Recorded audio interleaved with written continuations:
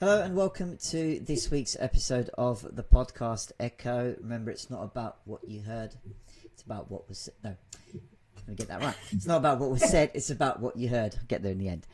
This week on the show, it's my go to share a podcast that I've listened to, and I've returned to the Diary of a CEO series. And this episode was a psychiatrist in America called Dr. Alok Kanojia. He came up just on my feed as an episode on the series. I haven't looked into him previously. But what I will say straight off the bat is that I came across this episode last week during the couple of days in the UK where it was, first of all, Women's Day, so International Women's Day. And then a couple of days later, it was Mother's Day. Now, this podcast centres quite heavily on male perspectives. This is not meant to be a riposte to, well, first of all, those days and contributing to the men versus women argument, or debate, I should say. I did look at the headline, the title, and thinking, okay, this is about, how do men feel, the stats around male mental health and identity crisis and that kind of thing. So I did expect that, okay, this might be a bit heavy, but to my pleasant surprise, the depth on this podcast about all kind of topics was really, really powerful. And it's an episode that I've made a ton of notes on, as usual. And I wanted to just start with, to be honest, the fact that he began with the idea, and indeed the first sort of discussion point was that the self, they made the point about the idea of you might be, as a person, externally orientated from the very beginning. So things like, he mentioned his self-worth, so being from an Asian background, his self-worth was linked to his exam results. So his self-worth is linked to an A, for example. Yeah. And the idea that starts off quite innocuous, so it's an exam or a result, whatever, but continues into life, building that external perspective. So he mentions that people at the moment are looking for something outside of them to fix them. Yeah, so make them what is it? Things outside.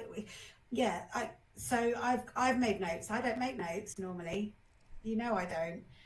But I actually have made some notes because I'm going to start by saying that I've really, really enjoyed this episode, and I listened to it once and then I listened to it again this morning, and it's definitely one that I'm going to go back to for many, many reasons. One of the reasons is quite a lot in there about meditation, which is something that I'm doing quite a lot with people at the moment, which I found just the way he explained it seemed to settle in with me really quickly, which, is great. He was wonderful. But so he was saying at the beginning that things outside of you will never make you happy and be able to fix things.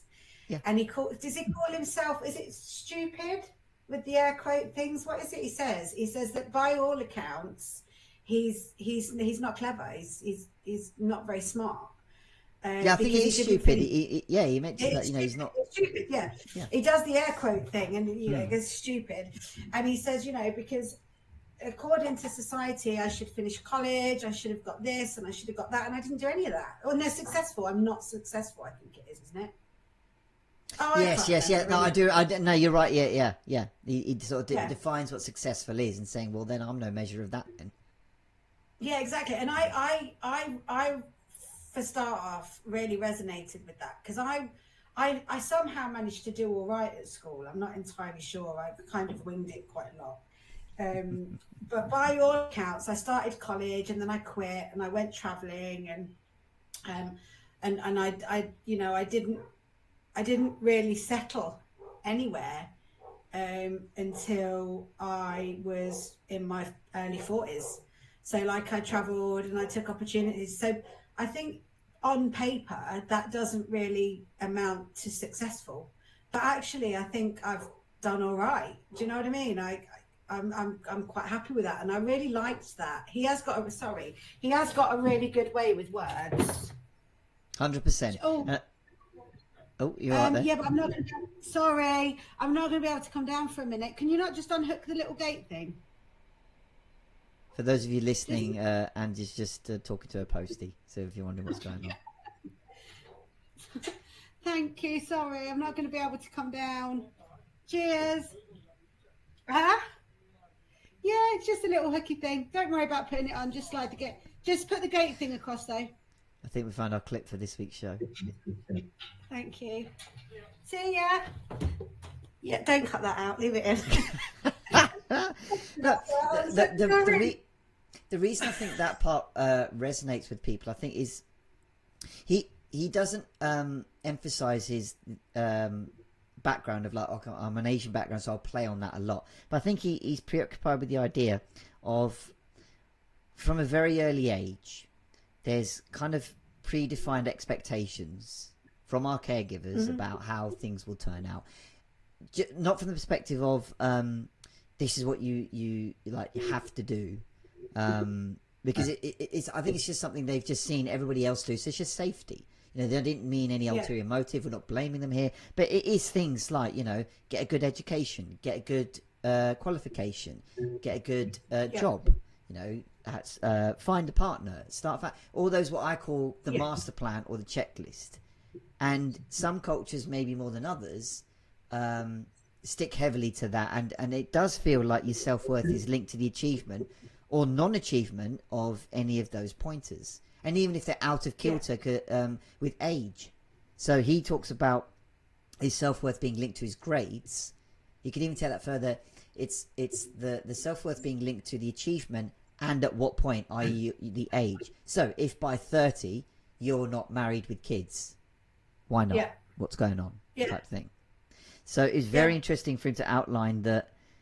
First of all, it was a real interesting opening gambit to say, and it's something that I reflect in what I do with the coaching, that we get stuck with goals. You know, as he said earliest in the episode of, we're looking for things outside of us to fulfill us, and that's the first step where maybe like we're not quite getting the answers we're looking for. Yeah.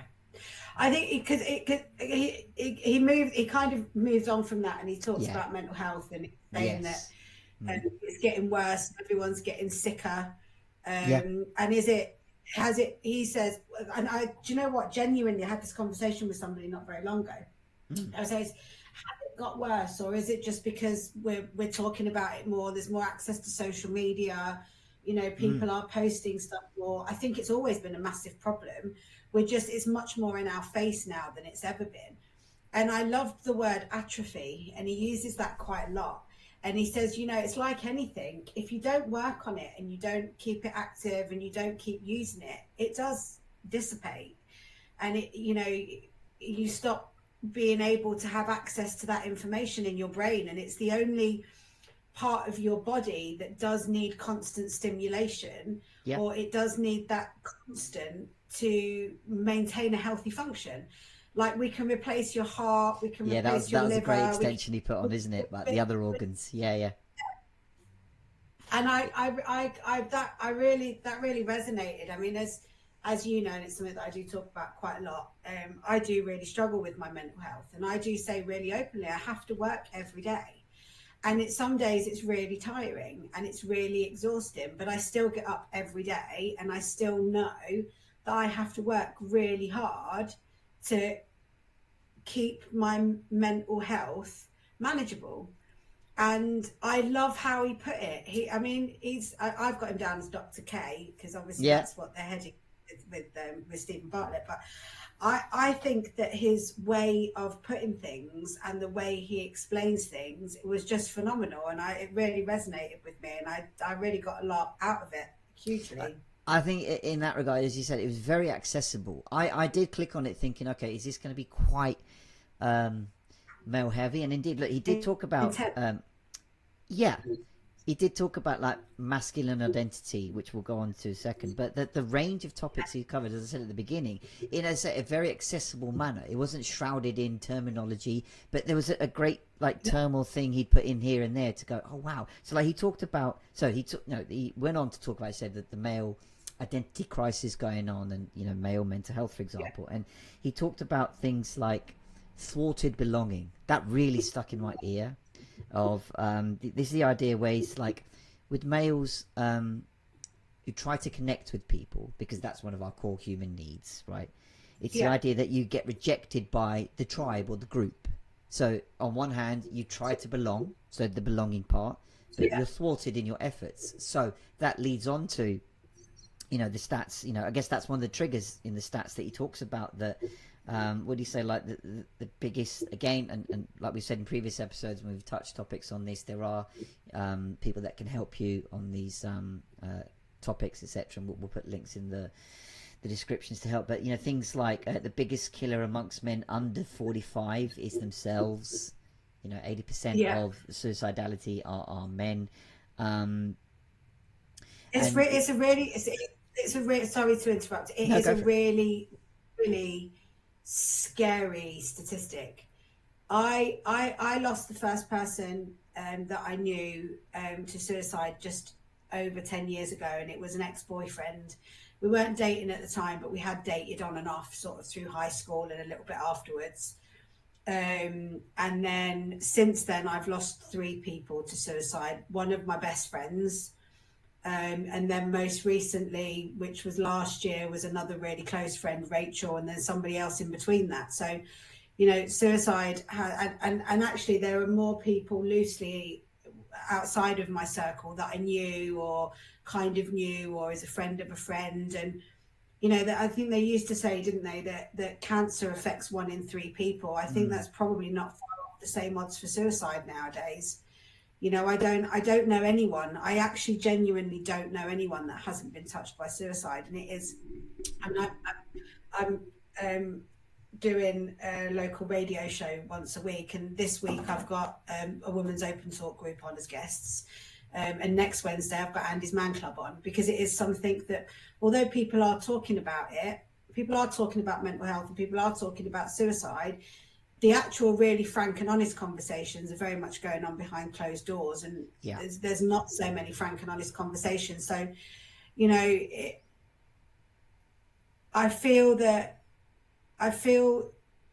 it does need to be really shouted about, that men, he goes on, I'm sorry, I've completely hijacked what you were saying, but he goes on to say that men, the only emotion as men you're actually allowed to feel is anger. Yes. It's the only acceptable emotion that you're allowed to feel. And that I'd never really thought about it in that way, but it's so fucking true. Like, when you there is quite a lot of bias. There's quite a lot of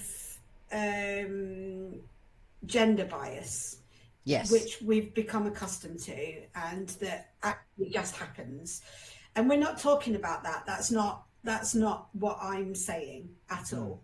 There's also a lot of unconscious bias, which is probably in the same ballpark with regards to male and females. And again, not talking about that, because I'm actually a woman sat here saying this, that is not what this is about. But genuinely, men don't get allowed, or haven't been allowed, to express emotion. It's all right for a woman to sit there and cry. In fact, we're almost encouraged to let it out. But men don't, and that needs to change. And it really hit me quite hard listening to this podcast. That in itself. Well, he backed that up. What you're saying about that, the viral tweet he saw about the wife and husband Googling, if you remember it. So this is again a tweet that he saw, where a wife was Googling, my husband is being abusive, what do I do? And it literally came up with domestic abuse helplines, etc. But as a man doing it the opposite, saying my wife is, abusing me, what do I do?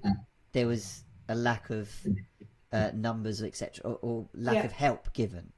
So it was I guess that tacit implication of double standards, if you will. Anything. And again, we're not here to kind of redress that balance, but I think he was making the point of, you know, in this conversation of identity, Yeah. that men are suffering because of not being able to articulate out loud. But even when they do, they face that reprisal.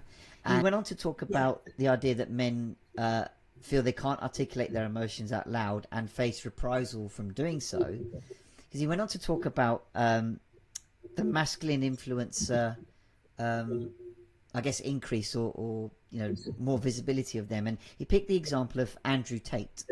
Now, I confess, before this podcast started, I'd never heard of Andrew Tate. Do not know who he was. But as Dr. K started to share more about him, I Googled it whilst listening. And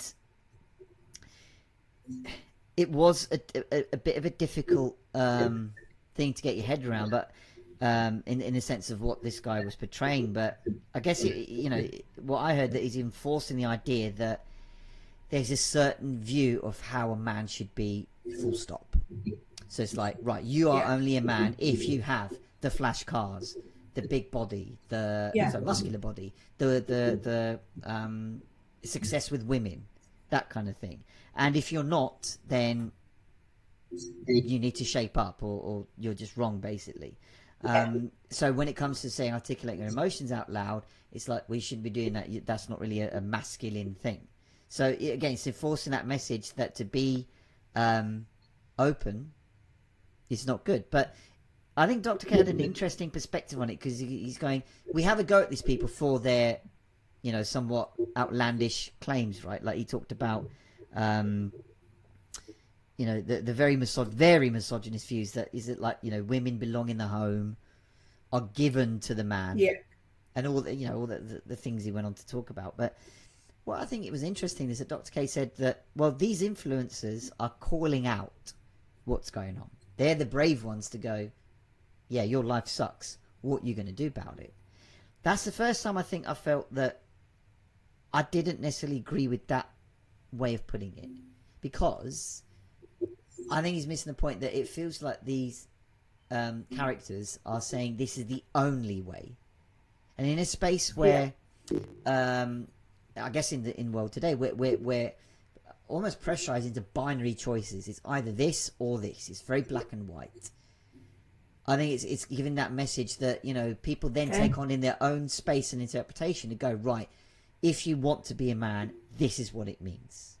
Now, to back that up, he shared some more stats about, so I looked into the influence he has, right? And it says there was a survey done in February 23 by an English organisation, saying that 8 in 10 British males aged 16 and 17 had viewed Andrew Tate's content. 45% of British males aged 16 to 24 had a positive view of him, compared to 1% of British women aged 16 to 17. And another separate survey said that 26% of men aged 18 to 29 and 28% of men aged between 30 and 39 agreed on his views on women.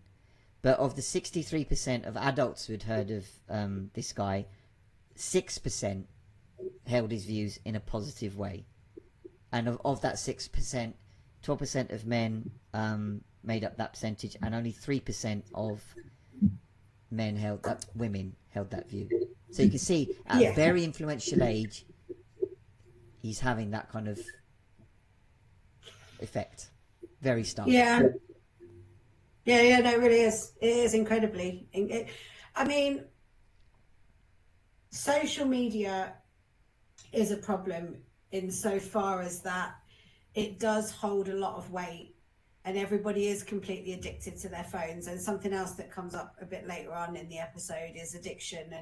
And one of the biggest, my phone now at 9 o'clock goes into do not disturb.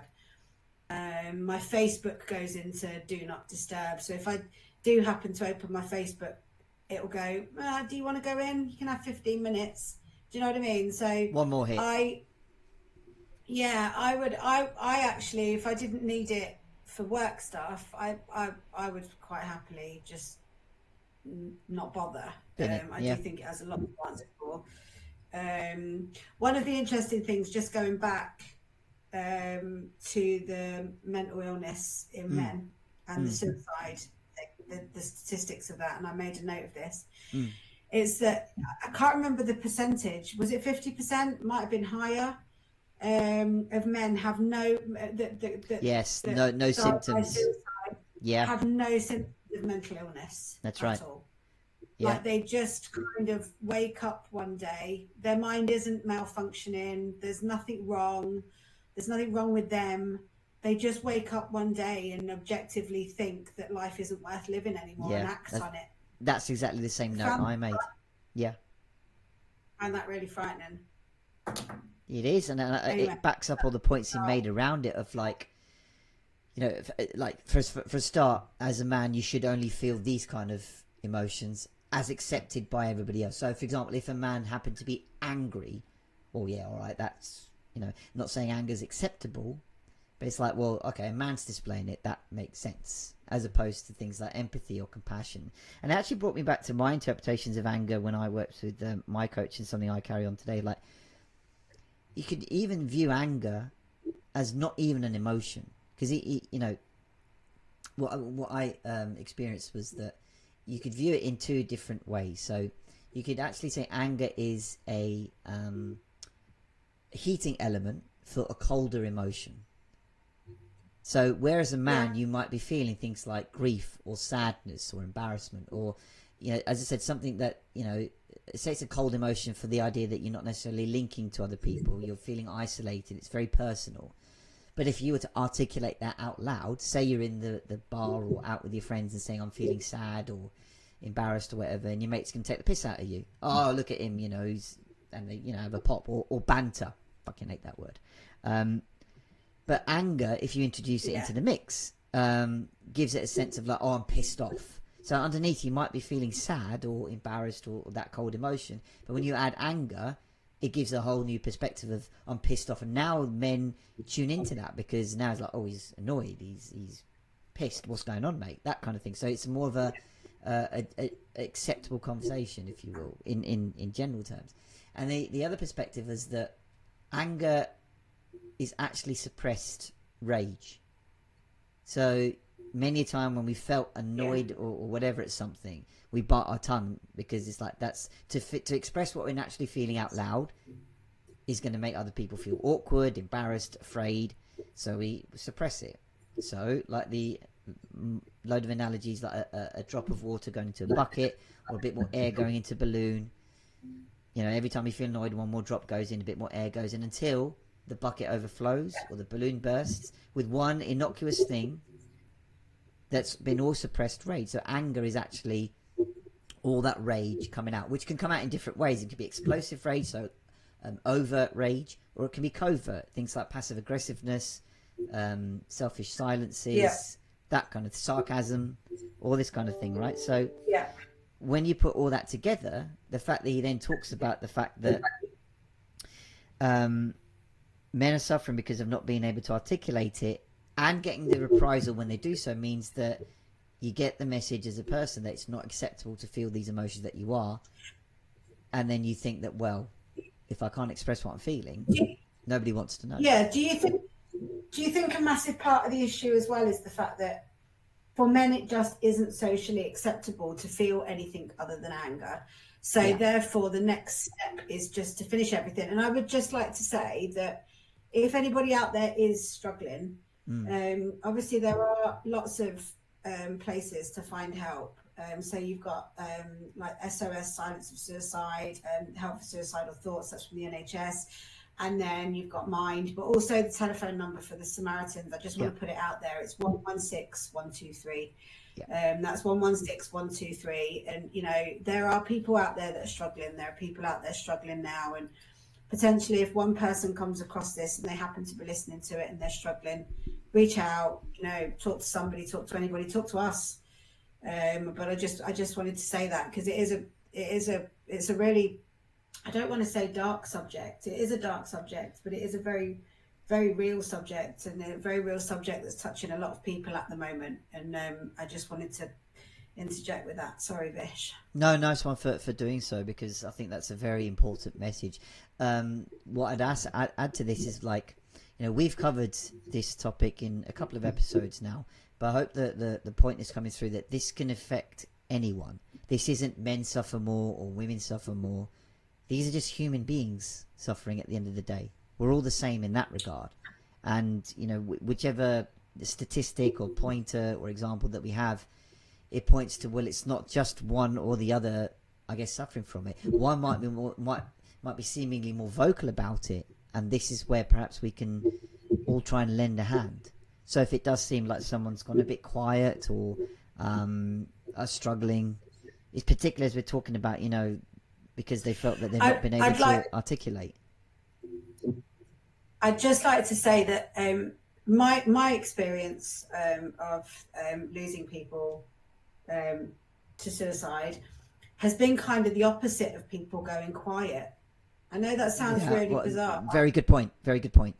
But actually, my last two experiences, I think once that person had made that decision, they almost got like a little bit more lively and a little bit more less like all of a sudden they just had let every bit of pain go, and they seemed to pick up a little bit. So, I'm not saying be silly, weird about it, but if you've had a friend that's really been struggling and you've been worried about that, and then all of a sudden that's kind of flipped on its head a little bit, also take note of that, because that's I've had 4 experiences of suicide now, and I've had a bit of both, and also I've had suicidal thoughts, and I've been in a really bad place at times, and sometimes almost when you've let go of everything and in your brain you think you've made that decision, you kind of let go of everything, and it's completely the opposite to going quiet.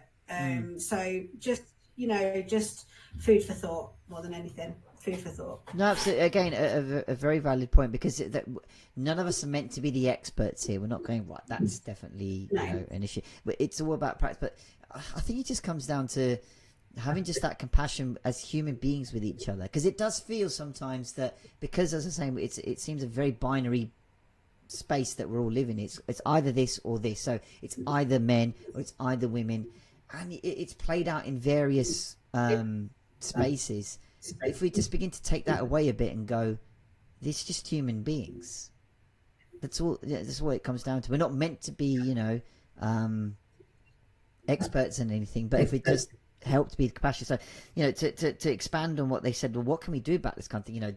We're seeing toxic masculinity out there as like the answer to a lot of people. So that's where you do enforce that binary argument of like, right, take the extreme end of an ideology, like literally downgrade the other gender, in this toxic masculinity space. But so to try and help with all of this is like they open the question of what can we do about this. So to start with that toxic masculinity purveyors, they said, well, you don't want to chastise people that are going after or I guess looking into these characters. So if you might have an impressionable teenager, you're not going, right, do not listen to that guy, I'm banning you from the laptop or whatever it might be, the phone or whatever.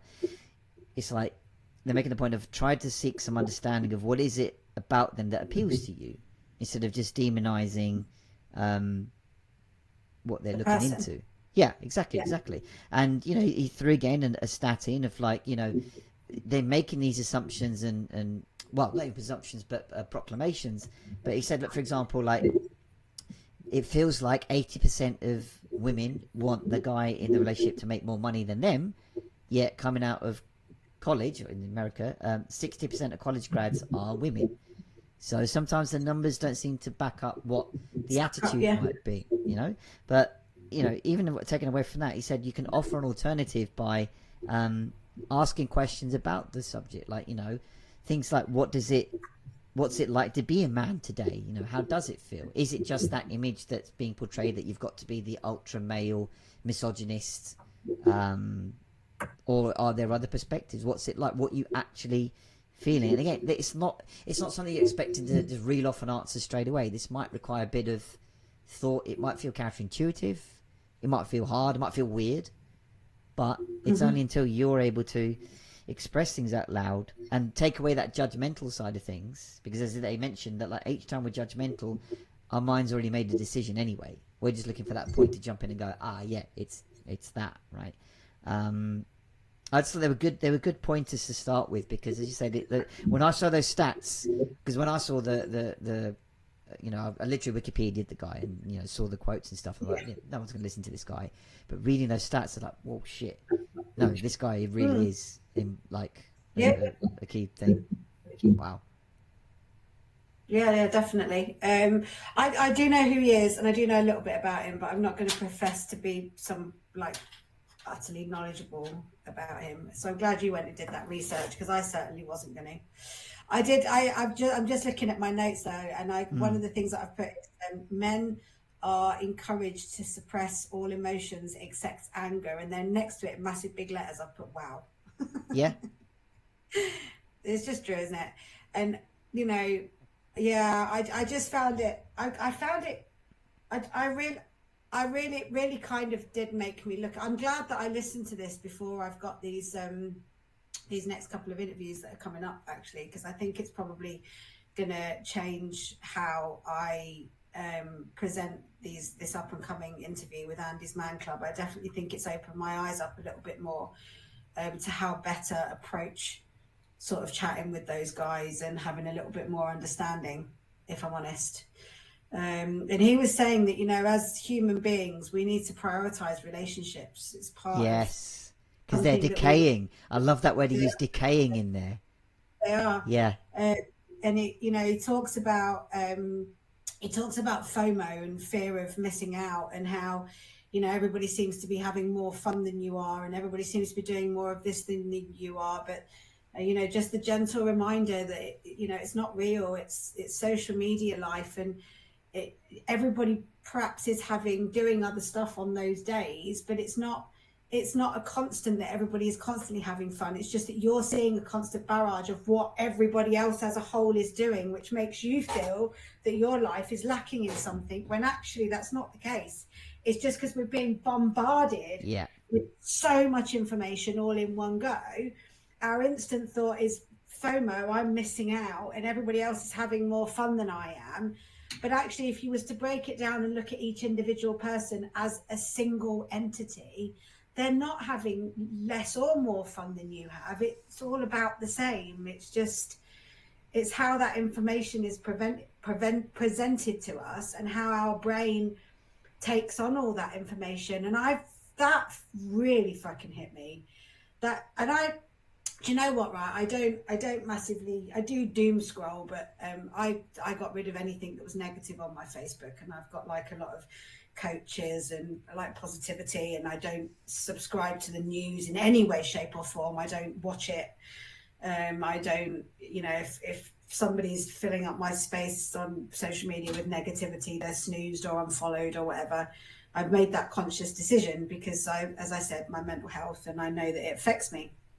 But it's really hard because it is rammed down your throat constantly. It does not matter where you are looking.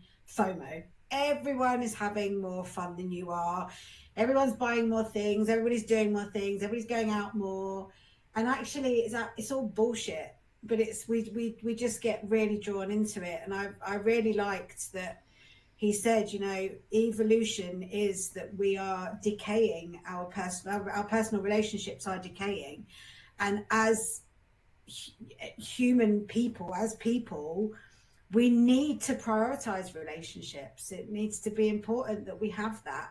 And actually, I saw a meme, and this could work in both ways, guys. So this is nothing sexist, and I think it said, what if our friends are the important relationships, and partners are meant to be fun and come and go?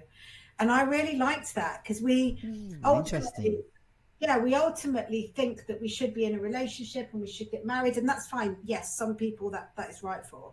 But I'm 47 and I've been single for I've been pretty much single for about 14 years now. And I have incredibly close friendships with girlfriends and male friends.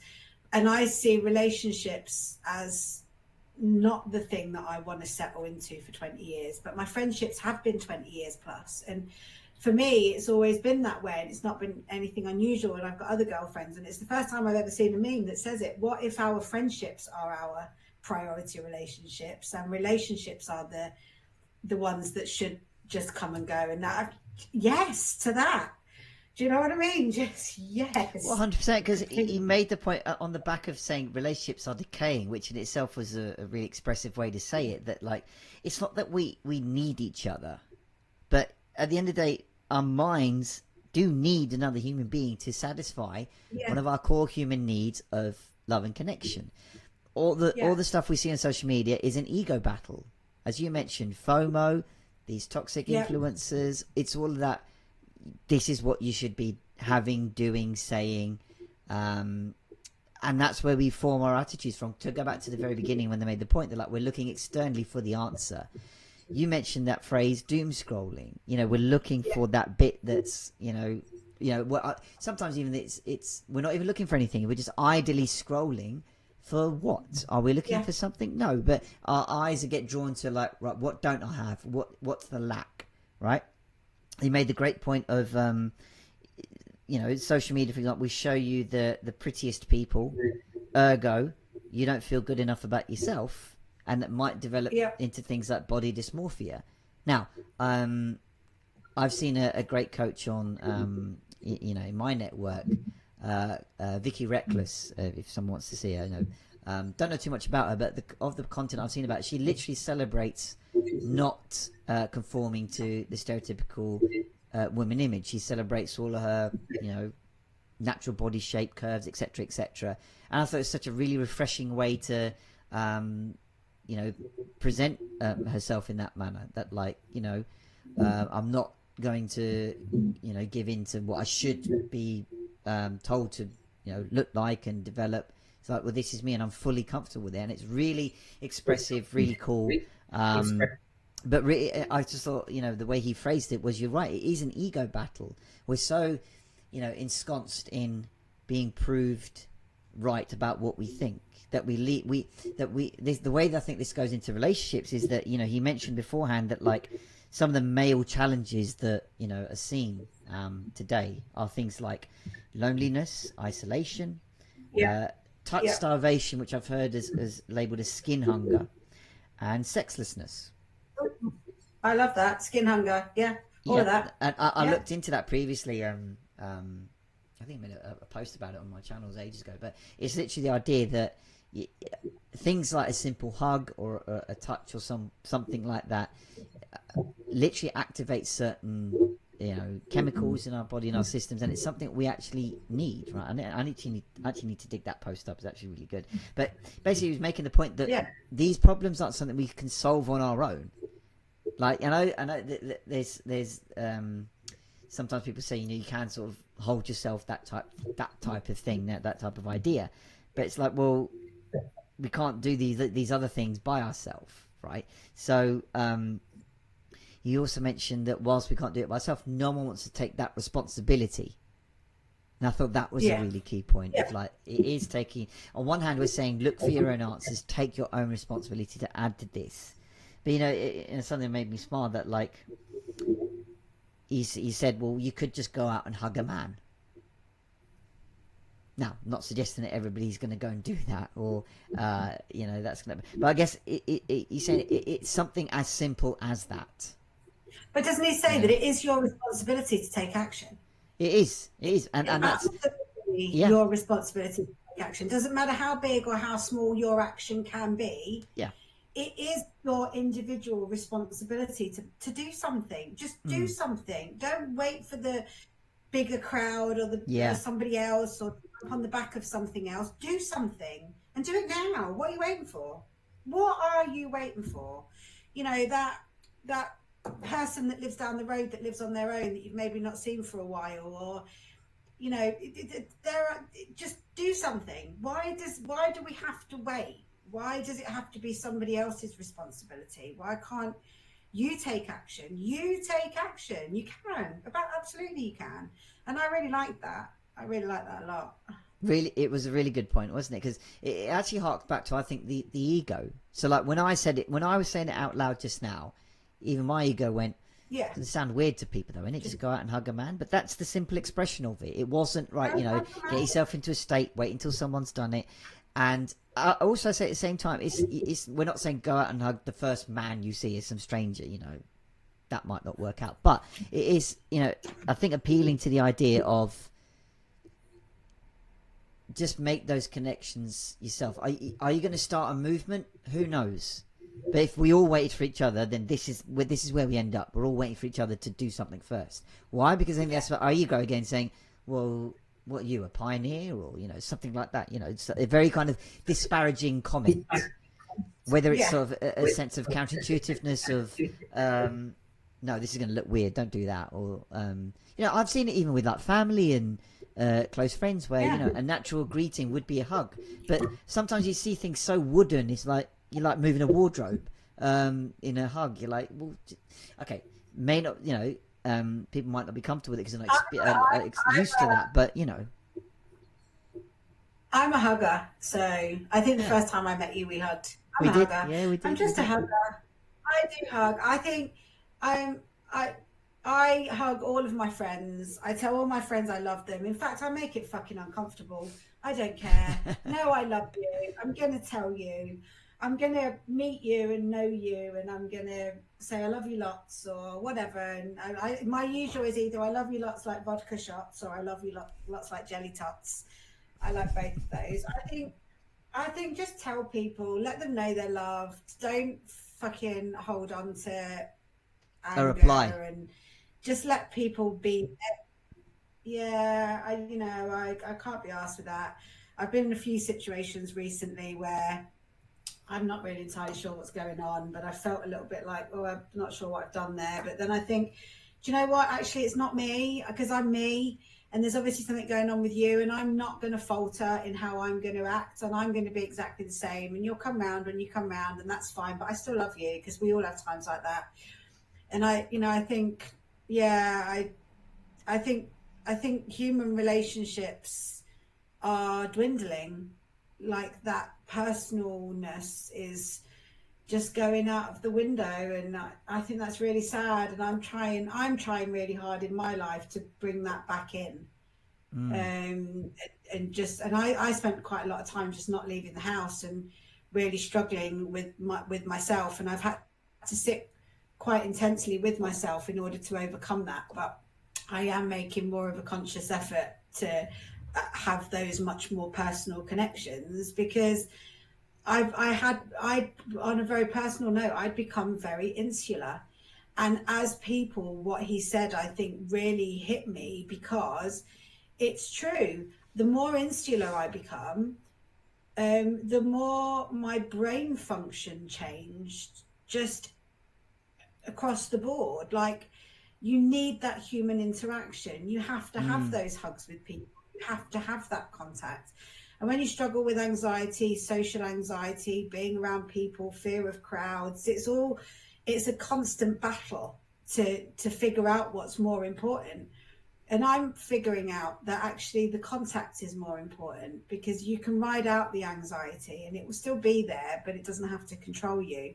Whereas lack of any kind of contact with other human beings is actually incredibly detrimental. And that's worse, I think, than the anxiety and the social anxiety and the fear of leaving the house. And do you know what I mean? It's something that I'm working with and I'm sitting with quite a lot, and I'm understanding much more at 47 than I've ever done. But it's taken me a really long time to get here, and I'm still not over it, by the way.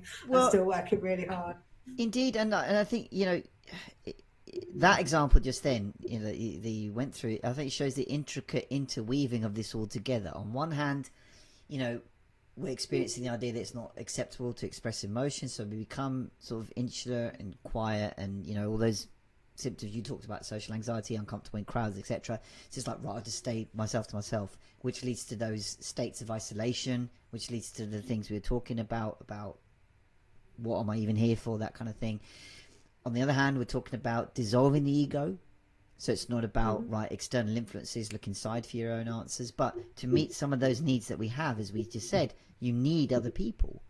But I think there comes, that balance of, like, we don't have to rely on other people, we do need certain needs and stuff met by others, but at the same time we can look inside for our own answers about as to how we might do this, what's the relevance and importance of it, because, and this is probably an episode for another time, I think people, when they think of relationships, they immediately think, oh, the relationship I have with my romantic partner. They don't necessarily think about their relationship with their friends or their parents or siblings or whatever. I think that the significance of that is when it comes to, so I come back to that phrase, thwarted belonging.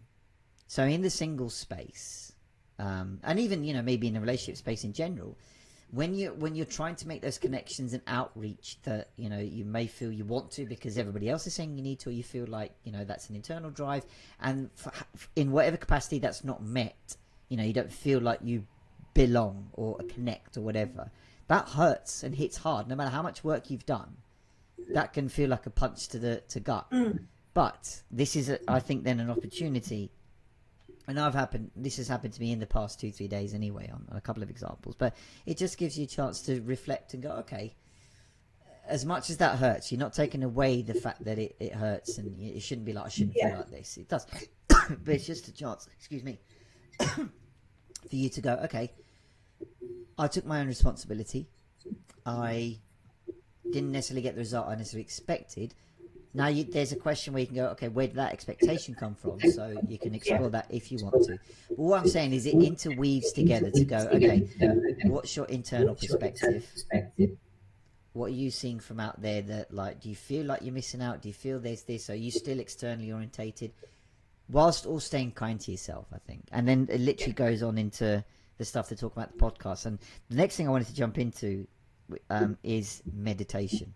So we spoke about that. Oh my God, we spoke about that so early on. This bit, I think, was tied in so well, because I think so far it'd been quite heavy, obviously, up to this point, because you're talking about the topics they did, right? You know, male identity, suicidality, etc. But now, I think there's beyond, I think, going into what can we do, and we talked about those worthwhile things you can do. Now, I'll admit, when they spoke about meditation, I thought, don't know. But the way he went into it, really cool. Oh yeah, big for me. So as you know, I've been working quite a lot recently on my Reiki and cacao, and I've been working with people doing deep meditation. And one of the things that I say to people when I'm especially doing a group session, I'll say, look, I'm not going to sit here and tell you to clear your mind, because sometimes it's really impossible to do that.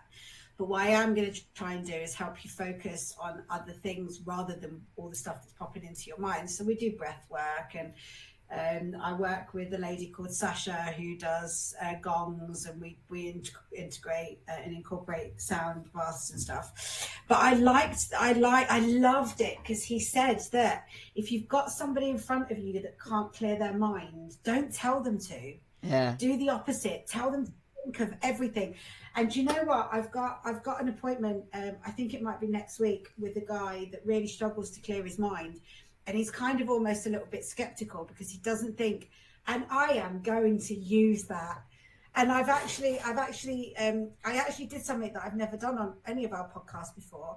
I actually hit voice record, and I recorded everything that he said on that bit about meditation. When he's saying to Stephen Bartlett about, how do you explain to somebody how to go asleep?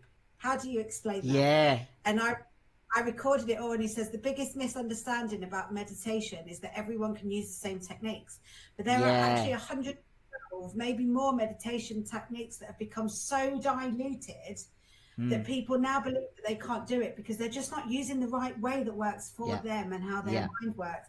So I recorded it all, and then I went away and I found a bit more information, and it's something that now I'm gonna massively look into, because he talks about flow state, and it really gripped me, and I have absolutely no doubt I will be listening to this podcast, that from there forward. Did you find the 112 methods or techniques? I've not looked at that yet, because I re-listened to it. I won't give anything away, but yeah, I've looked. I won't give anything away for now. I'll let you find that out, and indeed listeners as well. It's not difficult to find. It's literally 112 meditation techniques or whatever variation, and see what you find. I just love the whole dialogue he went through, because I think it approached the subject from that cynic's point of view. I think Stephen Bartlett was a good foil for him, because he went, yeah, but what if people just go, how does it work? You know, because you know, people typically think meditation, just sit there in a lotus position, close your eyes and do the circles. Very stereotypical view. But first of all, the fact that he broke it down, saying, well, first of all, you got to understand what it is, because indeed they even they even broached this topic of how to start with yoga, and it's not about flexing your body here and there and everywhere. It's like, start with meditation. It is not this. It's about, okay, what did he phrased it as? It's controlling the attention of your mind and ignoring impulses. And then he fleshed it out with the examples that he had with his daughter. What did he call it? The sniffer gobbler, which is like, okay, interesting one. But again, you know, it's something that he says, you know, you can employ this with anyone, like any age. You know, he does it with his kids. You know, he's teaching them the basics and stuff like that, right? You know, he said that even doing these simple things will just help bring your more control of your impulses. And then when he went on to saying that the reason you chant things like om or sounds is controlling that vibration in your chest, so that your tension of the mind goes to the chest. It's like, all right, wow. I just thought that part was really, really cool. Yeah, I mean, I've been going to sound baths for a while now, and as I said, I've just incorporated that into one of my cow ceremonies. And but you know what? Even back in my raving days, because I was a very avid raver, and disappearing off to all these underground raves, you could always find me at the front of the rave by the speaker, because I loved that feeling, that sensation of the vibration through your body. I could have absolutely not heard any of the music, but just for the vibration. I'm surprised I'm not deaf, to be honest, with really bad tinnitus, because I spent most of my adolescent years between the ages of 16 and 21 working in some of the biggest nightclubs in Europe, and you know, like 5 o'clock in the morning jobs, finishing work, and you know, I've been in clubs with some of the best DJs in the world.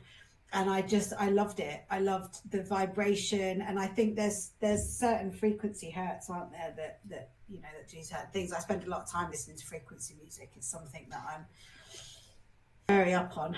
Well, even in that example, it's interesting. You said that it didn't feel like you were actively listening to the music. You just kind of let it process through you. Maybe there's some part in that, like, you know, if you've had years of exposure to it in, you know, loud clubs and places and stuff like that, because it's not just the music, it's all the people noise as well, right? It all adds. But the fact that, you know, you're still coherently able to hear after going through all that, maybe it's easy, you kind of, as weird as it might sound, you might kind of switched off your hearing actively, if that makes sense. So I don't know, maybe there's a bit there. It just is about more to that than meet the eye. I'm really lucky in that I'm one of those people that gets like goosebumps from music. Like it's a thing, and then not everybody experiences that, and I find that really, really sad that not everybody does experience it. But I've always had like a really big infinity with music and the vibrations and how it makes me feel internally. And don't get me wrong, you know, years ago I could have danced the night away for hours and hours and hours, and I loved that. But it is very much about the vibration of the music that attracts me, and that feeling in your heart and in your center when you can feel that intenseness through your whole body. I think it's just something absolutely spectacular, and I love it. And it's just something that, you know, I don't think I'll ever stop loving. Ever. 100%. And yeah, I echo those same sentiments, so much so that I started my own podcast about it. So, Soundtrack of Your Life, check it out if you want to join along. That's one of the first things that we did together. Indeed. I will signpost that in the episode they start talking about meditation about the 49-minute mark. The reason I say that is, as I said, just give yourself some minutes to listen to it. It's really nicely put. Very high level. Does talk about a couple of terms and definitions, but it's very accessible. Thought it was a really cool part of it. Conscious of time, so just wanted to move on to the remainder I know that of it. We're coming up. Yeah, I was going to. I think probably we're going to go to exactly the same place now. I was going to say definitely listen to it, but I wanted to just touch on before Yeah. we start about wrapping this up. When he talks about rock bottom and hitting rock Hmm. bottom, it We says did get there's to the no same such point. thing Yeah. as there's no such thing as rock bottom. You can always break out the hammer and go to a lower point. It's not about hitting rock bottom. It's about being at that point in your life where you decide that you want to change and go back up. Hallelujah. I loved it. I was just like, Powerful, right? I wrote that down word for word. Yeah, I loved it. Well, I think that So again that the placement of it was really telling, because that statement came from, they went on to talk about how does meditation help addiction, whatever the yeah, addiction might be, right? So yes, they basically made the point that, where is it now? So addiction is essentially dealing with two things, right? Or there's two components to it: the actual pleasure you get out of the activity, so the dopamine hit, and an yeah, antidote to pain. So that could be a suppression of your amygdala and limbic systems, and that's why you essentially form addiction. It doesn't matter what it is, but that's what it's trying to yeah, serve for you, right? So the meditation helps with strengthening the frontal lobes and how to tolerate the second part, which is tolerating the pain, right? Um, yeah, and it's another phrase that struck me in that is saying the most popular addiction is success.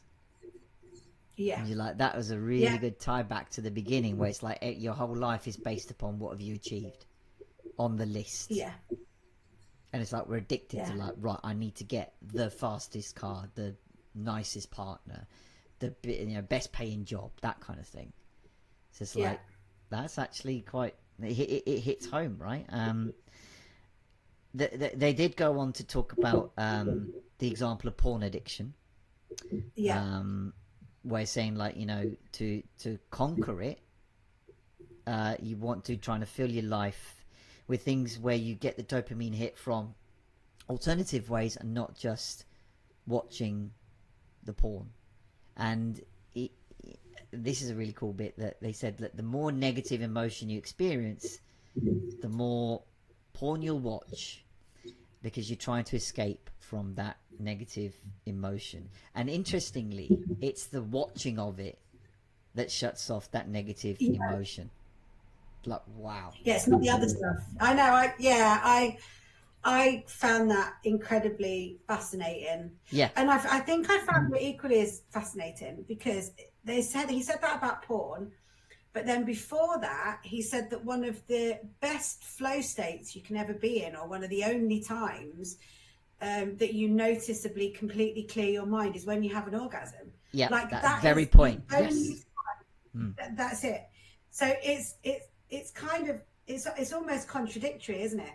It's almost saying, on one hand, that's a really good state to be in, and in the other hand, that's not so good. And I know they're completely different things. I'm not being stupid in what I'm saying, and in my mind, it doesn't make sense, but it does make sense that Mm. on one hand, saying that that is actually one of the most clearest unconscious states where your mind is completely clear that you will ever have. But this isn't really very good for you. Stop doing it so much. Do you know what I mean? It's But like, indeed, like, I yeah, think that the point there is he's saying that there are states we can achieve, like a flow state, but the comparison to the orgasm was like, yes, we've worked through a means to get there in the states that, as I said, like, we're escaping negative emotions, but we're going for that dopamine hit of that fleeting moment of a state where we're, blissed out, or, experiencing that kind of state. A flow state is something that it sounds readily more available and we can tap into. Yeah, but we're yeah, still trying to find out how to do that. We like being in that, and we somehow find ourselves in it. But I guess this is more like, you're actively working towards that. But the way he broke the example down of, like, it's not that bit, it's the bit before you're watching it. And why you're watching it, because he made the example of, like, he's worked with people that have had their work screen here, and on the next screen they're watching porn. Even like on certain days as well. So it's like, I watch it on Mondays because it's a stressful day, and it's like, wow, the breakdown in there was like, Again, a really, really powerful well, part. So, you know, they moved on to like, well, how do you help them? What do you do? Like, you know, so, you know, you mentioned how this, that you can try helping them show other ways to manage their emotions. So basically getting back to the root cause of self-worth. If you address that, you drive the need away to escape and, you know, partake in the addiction. But in order for that to happen, they have to want to stop. Now, I thought that was a really key bit they honed in on, because I mentioned that too. Like, this kind of work of self-development only works if you want to, and if you don't want to, that's no reason to have a go at yourself. It just means that, okay, you can work your way up to it if you want to. It's just a possibility. Look, I do it all the time, so I can be a bit of a bugger for wine, without question. I could quite easily and happily sit at home every night on my own and polish off a bottle of wine. In fact, I sometimes don't want to share my bottle of wine with anybody, and I will happily sit and polish it off. But equally, I know that it isn't helpful. It doesn't help my mental health. And usually, if I'm drinking a bottle of wine every night, it's because there's something going on that I'm trying to escape. And I encourage my people, my people that I work with, to sit with themselves. As uncomfortable as it might feel to sit with yourself, because it will be a lot less uncomfortable for longer if you sit with yourself, deal with it, than it will be if you keep masking it and ignoring it and pretend whatever's going on isn't going on. And I do it a lot. I go, right, that's it, I'm going to stop drinking now. But I know as soon as I say that to myself, all I'll do is want a glass of wine. But I know that within myself, at some point, when I've done maybe 3 or 4 days of having a bottle of wine every night, that my brain will go, right, enough now, we need to sit with this. And I'll do some cacao and I will sit with it, and I will turn all the music off. And I'm really lucky, I've got a really good meditation space at home. I'll sit and I'll meditate, and I will just fully just sit with it as uncomfortably as I need to.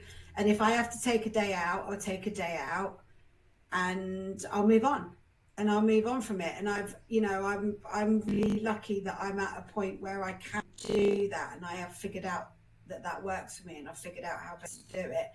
But there's no point in anybody else saying to me, right, you've had a bottle of wine every night for the last week, you need to stop now, because it's like, stop really. Do you know what I mean? There's no point, because unless I'm ready, it will happen, and then I'll just sneak around. I love that example, because it ties in with the last point.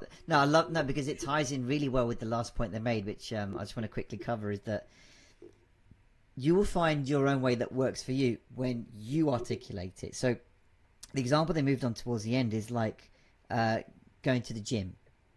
So, you know, the precursor to that was like, most people look for free stuff but then don't actually turn up. So he made the point, like, when somebody says let's go to the gym, a gym enthusiast might catch that statement and go, yeah, all right, come on then, let's go, and come with me. And the original person goes, I can't be asked. Because they're engaging in a technique he mentioned called motivational interviewing. Again, I never heard of that before. Okay, that's really well put, because basically he's saying, if that original person who went can't be asked has got that internal ambivalence of like, yeah, you know, not really convinced either way, any effort in either direction to move you out of that ambivalence from an external source, so basically that gym going, yeah, come on then, let's go, I'll come with me, and blah blah blah, right, will result in the person, again counterintuitively, going the other way, because now they're kind of being coerced out of the state that they don't want to be coerced out of. And he goes, why is this happening? Because it's like, well, the person doesn't actually want to go to the gym. They're just saying it, but they're not actually saying, I want to go to the gym. Because why? Because they didn't ask themselves why they want to go. And it's something I've said so many times, that like, this is why your efforts in going to the gym or finding a partner or whatever it might be might fizzle out. And funny enough, what do we then say when this happens? I self-sabotaged. I'm going to be a bit controversial and say self-sabotage doesn't exist. Okay. Because... Explain. Okay. The term itself implies that I willingly stopped doing or didn't do or carried on doing something to purposely stop my efforts. Okay. So these are things that are automatic behavior. So things like, you know, if we've got a gym membership and say like, well, yeah, I'm going to go every day, and then every day turns into 3 times a week, 2 times, 1 time, etc. Oh, I self-sabotage. So you're saying you intentionally did that when actually it just happened to come about in reality. But we chastise ourselves and have a go at our self-worth by making it about, oh, I did it, I sabotaged myself. When really the question we might want to ask is, okay, that happened, okay, fine. So do we want to ask ourselves, why might that have happened? Were we too busy, or it felt too hard the last time we went, or whatever, past experiences? Or have we actually asked ourselves the question, why did we want to do it in the first place? Really ask it. Again, not in an accusatory manner saying, like, I told you so, but it's just a chance to go, okay, what can we essentially take our responsibility and ask ourselves? And if we find ourselves like, in this situation, like in this example, actually I can't be asked, that's actually okay. That phrase is actually a little notch up on your self-worth, because now you're actually making that reason. So if you can't be asked, that's okay.